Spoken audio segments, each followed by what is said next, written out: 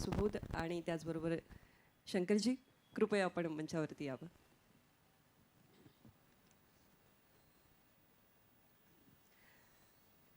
प्रचंड उत्सुकता आहे तुमची प्रतिक्रिया जाणून घेण्याविषयी आणि अर्थातच तुमच्याकडून काही ऐकण्याविषयी. संगीत मान अपमान ज्याचं खरं म्हणजे आपण सगळेच वाट पाहतोय 10 तारखेची. त्याचे दिग्दर्शक आणि आपल्या सर्वांचे लाडके अभिनेते सुबोध भावेजी, ज्योती देशपांडेजी, ज्यांची कट्यार अजून आपल्या काळजात घुसली आहे असे शंकरजी, शंकर एहसान लॉय, आणि या ठिकाणी उपस्थित संगीत मान अपमानची संपूर्ण टीम, उपस्थित भगिनी आणि बंधूंनो, मी गेल्या 2 दिवसामध्ये मंत्रिमंडळाचा विस्तार करून, खाते वाटप करून, बंगले वाटप करून, ऑफिस वाटप करून संगीत मान अपमानला आलो आहे.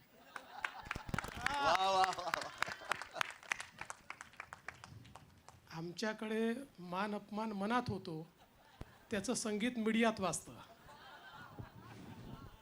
पण मला अतिशय आनंद आहे की या क्षणाचा साक्षी मी होऊ शकतो आहे.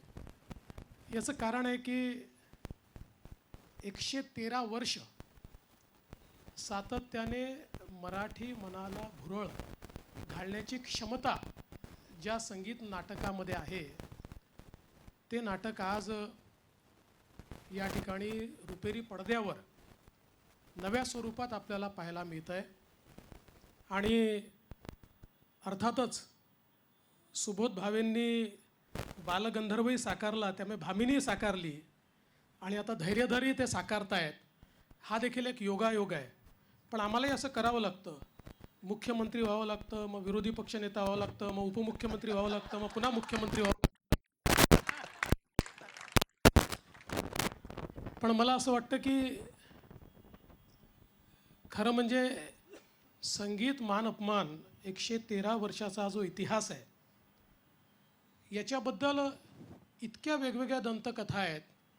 म्हणजे लोक असं देखील सांगतात की एक काळ असा होता की सोन्याचा जो भाव होता त्यापेक्षा देखील जास्त दरात त्याची तिकीटं विकली गेली. किंवा अगदी म्हणजे स्वातंत्र्याच्या लढ्यामध्ये देखील ज्यावेळी टिळक स्वराज ट्रस्ट करता पैसा जमा करायचा होता, त्यावेळी याच संगीत मान अपमानचे अनेक त्या ठिकाणी प्रयोग करण्यात आले. आणि म्हणून एक मोठा इतिहास या ठिकाणी आहे. आणि ही जी संगीत नाटकांची एक परंपरा, जी खऱ्या अर्थानं मराठी भाषेला लाभलेली आहे. मराठी भाषा अभिजात भाषा झाली, पण आपलं संगीतही तेवढंच अभिजात आहे, नाट्यसंगीतही तेवढंच अभिजात आहे. आणि या सगळ्या परंपरा ज्या आहेत, या परंपरा नवीन स्वरूपामध्ये आपल्या नव्या पिढीसमोर येणं हे देखील अत्यंत आवश्यक आहे. कदाचित मला माहिती नाही किती पदं त्याच्यामध्ये होती, तुम्ही मगाशी सांगत होता 67. कदाचित 67 पदं ऐकण्याचा पेशन्स किंवा तेवढं धैर्य आजकालच्या धैर्यधरांमध्ये नसेल. पण मला असं वाटतं की याचं जे सौंदर्य आहे हे या 14 पदांच्या माध्यमातनं, या सिनेमातनं निश्चितपणे आपल्यापर्यंत पोचेल. आणि त्यातनं नव्या पिढीमध्येही उत्कंठा तयार होईल की एकदा तरी आपण जाऊन थिएटरमध्ये संगीत मान अपमान बघितलं पाहिजे.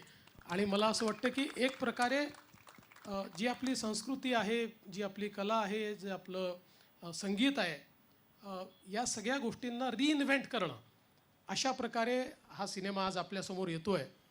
आणि ट्रेलर इतका सुंदर आहे तर पिक्चर काय असेल. त्यामुळे मी खरोखर सुबोधजी आपलं अतिशय मनापासून अभिनंदन करतो आणि संपूर्ण टीमचं मनापासून अभिनंदन करतो. आणि अर्थातच संगीताशिवाय संगीत मान अपमान होऊच शकत नाही. शंकरजी, आपलं अतिशय मनापासून मी अभिनंदन करतो.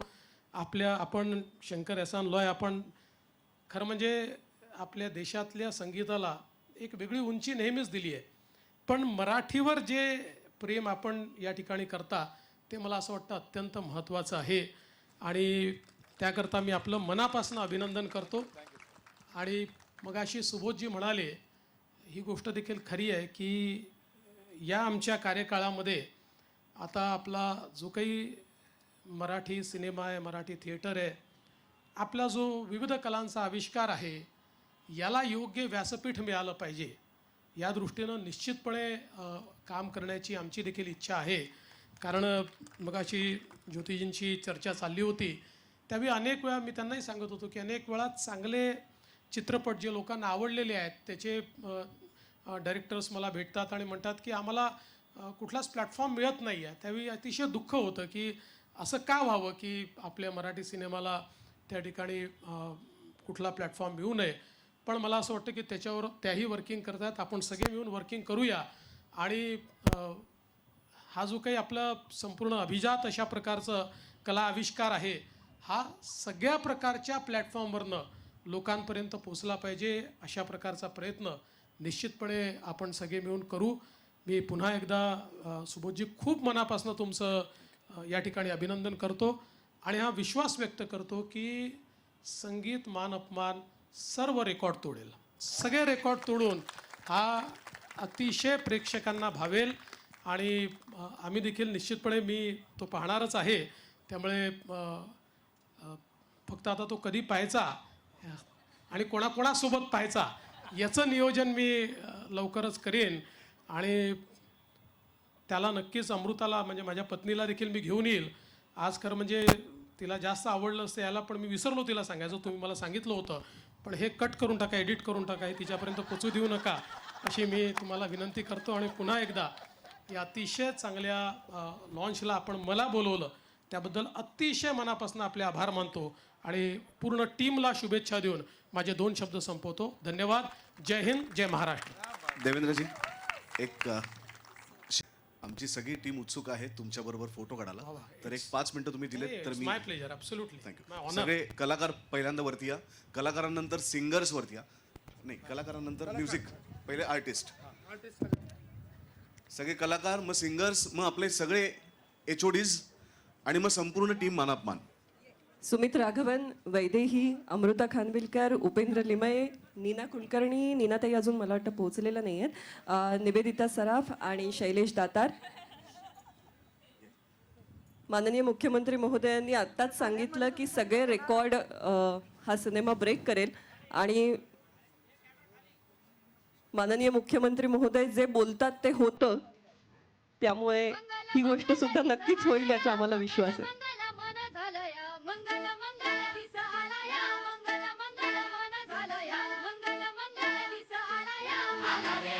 ऋतू प्रेमाचा दिस सोन्याचा वसंत आला बहर आला सजून सारे नटून यारे. धन्यवाद. आणि मला इथे हे आवर्जून सांगायचंय की माननीय मुख्यमंत्री महोदयांना पुढे नियोजित कार्यक्रम आहे त्यामुळे कदाचित फोटो झाल्यानंतर ते आपली रजा घेतील.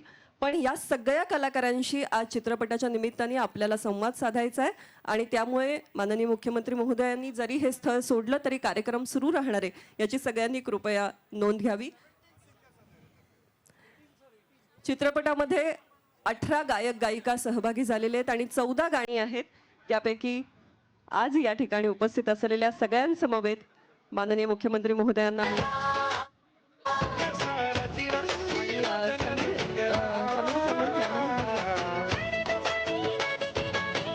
संतोष उपस्थित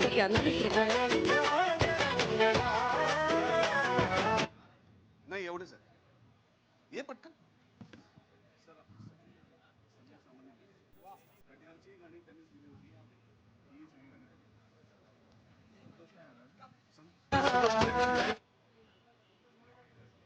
ओके ओके या.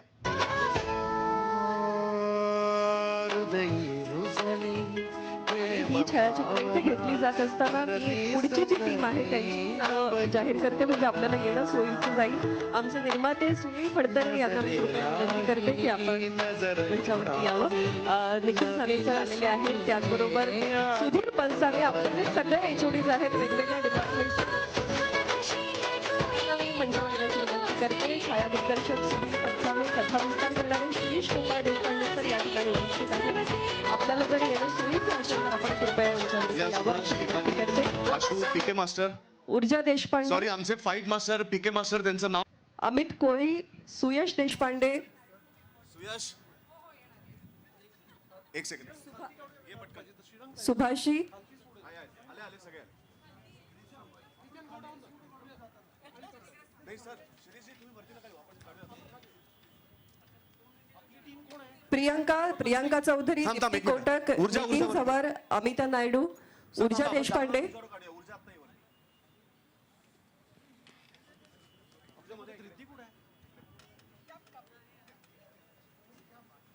एक भव्य दिव्य कलाकृती साकारणारी, तितकीच पॅशनेट असणारी ही सगळी टीम,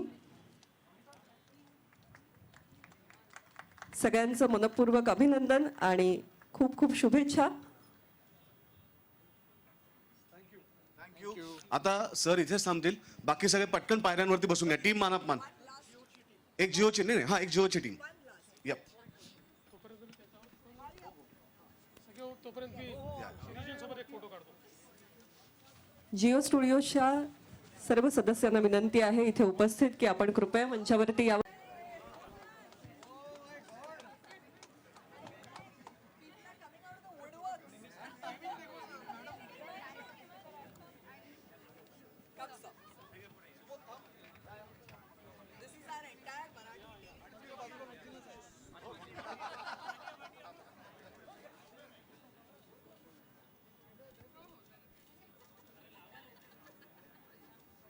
माननीय मुख्यमंत्री महोदय नागपूरचे आहेत आणि शिरीष गोपाळ देशपांडे हे सुद्धा नागपूरचे आहेत, त्यामुळे त्यांचा खूप घरोब्याचा असा संबंध आहे. थँक्यू. आणि एक last photo with all the team. That's it. खतम.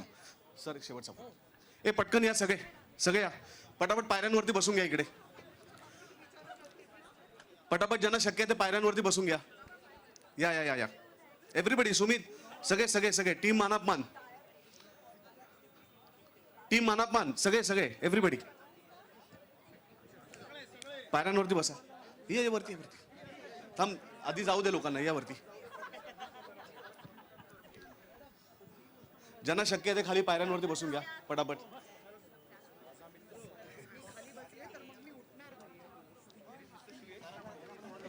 कम कम कम कम कम.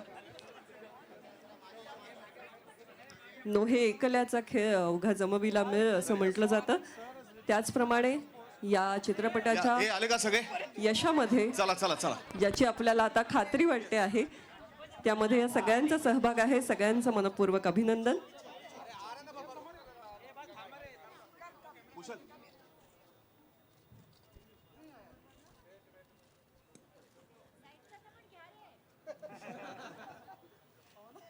गणपती बाप्पा मंगल मूर्ती उंदीर मामा की जय. थँक्यू. मी सोडून. आणि मगाशी मी सांगितल्याप्रमाणे या चित्रपटातल्या सगळ्या कलाकारांशी आपल्याला संवाद साधायचा आहे. तेव्हा उपस्थित सगळ्यांना आणि प्रसार माध्यमाच्या सर्व प्रतिनिधींना सुद्धा विनंती आहे की आपण आपलं स्थान ग्रहण करावं. माननीय मुख्यमंत्री महोदयांच्या उपस्थितीने या कार्यक्रमाची शोभा तर प्रचंड प्रमाणात वाढली. त्याचबरोबर आम्हा सगळ्यांचा उत्साह सुद्धा वाढलेला आहे. जिओ स्टुडिओज आणि श्री गणेश मार्केटिंग फिल्म्सच्या वतीने त्यांचे मनपूर्वक आभार मानते.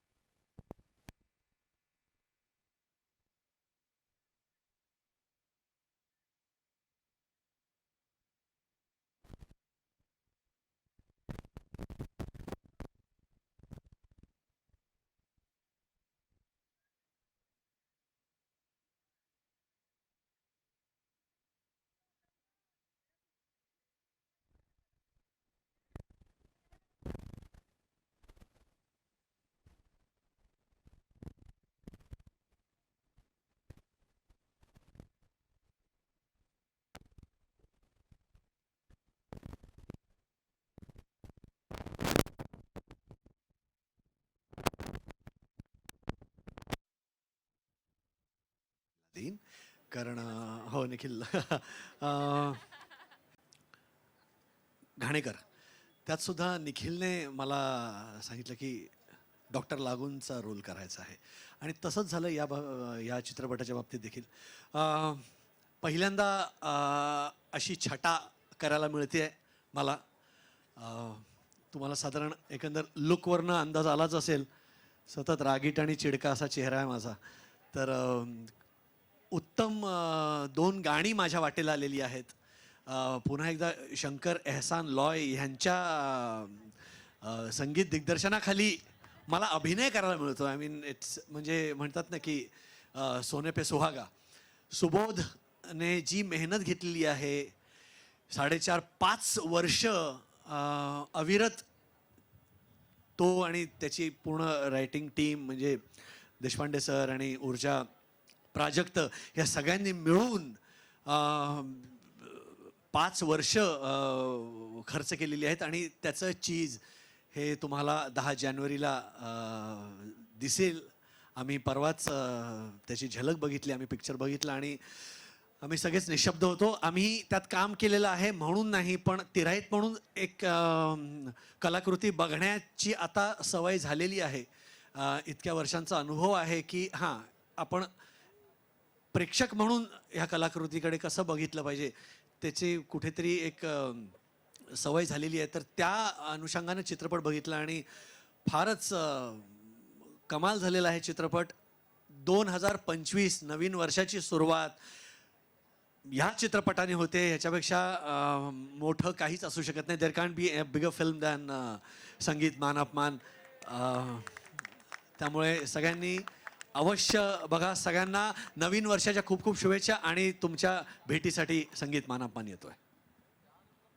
तू स्वतः इतका उत्तम गायक आहेस, एखादी ओळ गुणगुणून दाखवशील का?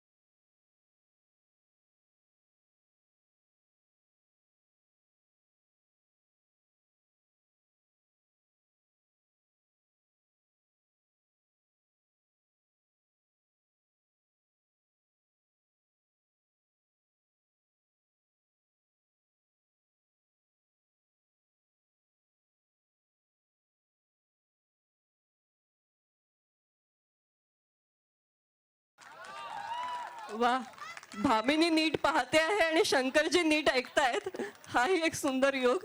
आणि यानंतर अर्थात भामिनी, काय सांगशील वैदेही?